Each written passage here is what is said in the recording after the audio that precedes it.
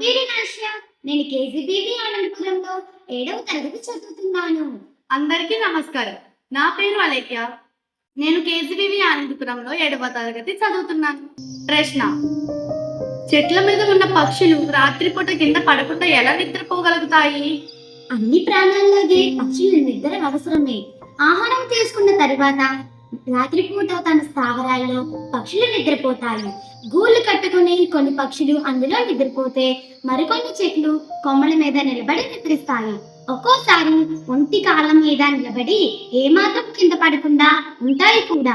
పక్షుల కాళ్ళలో ఒక ప్రత్యేకమైన నరాల నిర్మాణం ఉంటుంది.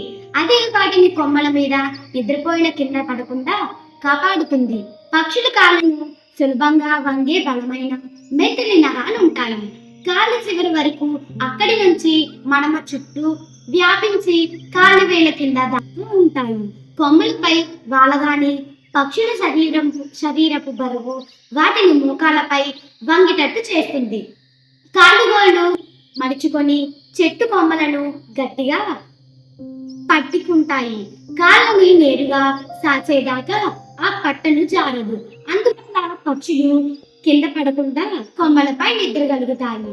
పక్షులు కాలిగోలను కొమ్మలను ఎంత బిగువుగా పట్టుకుంటాయంటే ఒకవేళ అవి అక్కడ చనిపోయినా కింద పడకుండా వేళ్ళను గట్టిగా పట్టుకొని కింద పడిపోవు.